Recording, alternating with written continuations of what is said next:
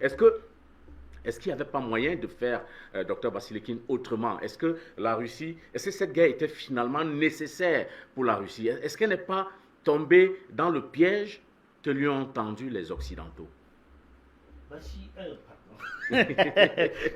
Fred, C'est pas Bachir, c'est Fred. Excuse-moi, mais je voudrais rappeler un fait historique. Au sortir de la guerre, les Américains étaient les grands vainqueurs. La Grande Guerre. La guerre de 39-45, voilà, la Deuxième Guerre pour nos mondiale, téléspectateurs. c'était des superpuissants. Oui. C'est grâce à eux que les Européens sont venus à bout de la puissante armée hitlérienne, des puissantes armées hitlériennes. Eh bien, ils ont donc décidé de regrouper autour d'eux, des États-Unis, tous ces États qui étaient complètement ruinés, rasés, écrasés sous les bombes. Et ils ont décidé de créer l'OTAN, Organisation de l'Atlantique Nord, du traité de l'Atlantique Nord. Eh bien, quelques années plus loin, 1963, la Russie, l'Union soviétique de l'époque, décide d'agrandir son aire de jeu. Eh bien, elle va implanter à Cuba des missiles de lancement qui ont, paraît-il, menacé le territoire américain. À tête nucléaire, absolument. Voilà. Eh bien, ce qu'on appelait la crise des missiles. Voilà, le président Kennedy a tapé du poing sur la table et a dit aux Russes, soit vous retirez, soit c'est la confrontation la plus aveugle possible. Eh bien, les Russes ont simplement pris le temps de démonter ces affaires-là et ils sont repartis chez eux. Je dois reconnaître qu'auparavant, ils ont obtenu que tous les ogives que l'OTAN avait implantés en Turquie et qui menaçaient l'espace soviétique soient retirés. Et ça a été réciproque. Pourquoi donc, quelques 50 années plus loin, on en vient à inventer, à refaire exactement le contraire de ce qu'on avait condamné et ce sur quoi on a pleuré tout le temps dans les années 60-65? Eh bien, simplement parce que le monde d'aujourd'hui, le monde occidental, est assis sur le libéralisme le plus débridé possible, c'est-à-dire que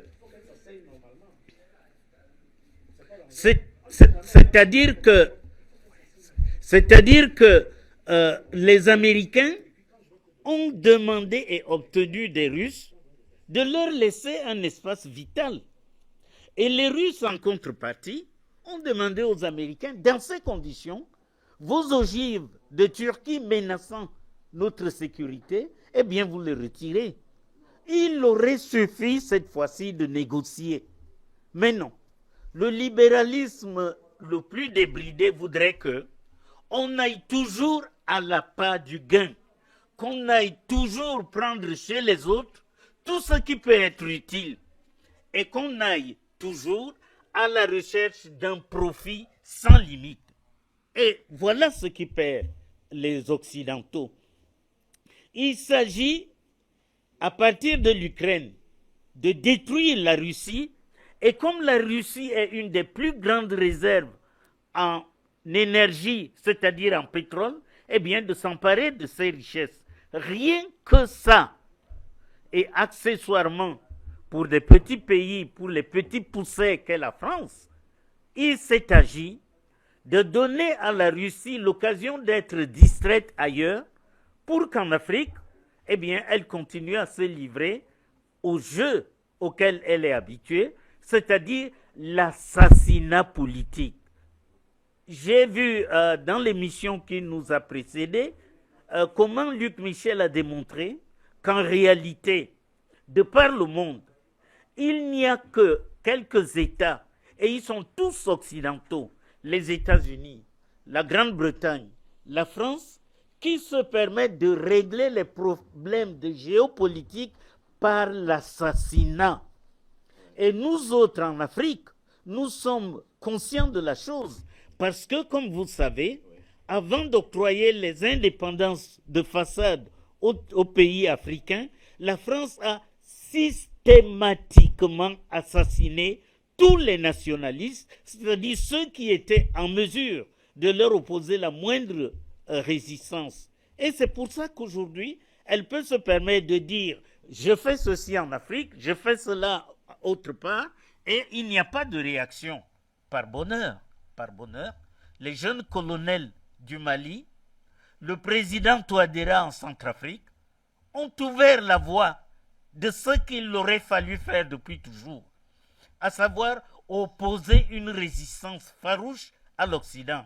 Eh bien, nous l'avons vu, l'intervention de Bandakani nous l'a rappelé tout à l'heure.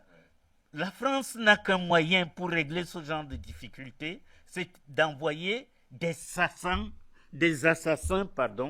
pour aller assassiner, au lieu de débattre, au lieu de discuter, au lieu de convenir à l'amiable l'avenir du monde. Eh bien, l'Occident n'a qu'un argument, c'est d'assassiner tout ce qui ne leur plaise pas. Moi, je crois, honnêtement, pour moi qui suis croyant en un Dieu juste et bon, je vous assure que la Russie est en train, en ce moment même, de remplir une mission divine. Il s'agit de montrer aux Occidentaux que les hommes étant tous égaux, où qu'ils soient, quelle que soit leur conviction, eh bien, cette histoire de « je m'agrandis en assassinant », eh bien, il faut que ça s'arrête, parce que vous allez avoir en face de vous des gens qui vont vous apprendre que l'on peut également assassiner chez vous. Voilà, je crois, chers téléspectateurs, ce que nous devons retenir de la crise actuelle. La Russie a été provoquée pour la distraire de ce qu'elle a entamé en Afrique. Eh bien, ça ne marchera pas. Et parce que la Russie a les moyens de faire face à tous les fronts qu'on pourra lui affronter. Et en attendant, eh bien, la Russie a le soutien des Africains. Ok, merci docteur. Mais j'aimerais quand même, vous reconnaissez qu'elle a été provoquée quand même. Mais est-ce que ce n'est pas bon? En dehors de ce qu'elle est en train de faire en Afrique, est-ce que ce n'est pas un moyen aussi de la stopper dans son élan? Parce qu'on dit que la Russie c'est une grande puissance militaire, mais que économiquement, est-ce que ce n'est pas un moyen de la freiner aussi économiquement? Fred, n'oublions pas que pour l'Occident, il faut diviser l'Afrique, les 54 États africains, en 300 États. Il faut diviser la Chine en 5 États et la Russie actuelle en 3 États. Eh bien, c'est les mêmes motivations. Vous ne pouvez pas diviser un grand pays comme la Russie tant que vous n'en êtes pas venu à bout militairement. Eh bien, au lieu de l'attaquer de front, parce qu'ils n'ont pas le courage, eh bien, ils la provoquent à droite, à gauche. Le but ultime, c'est que l'Occident veut dominer le monde, s'approprier de tous les biens économiques qu'il y a sur la planète à leur profit unique à eux. Merci.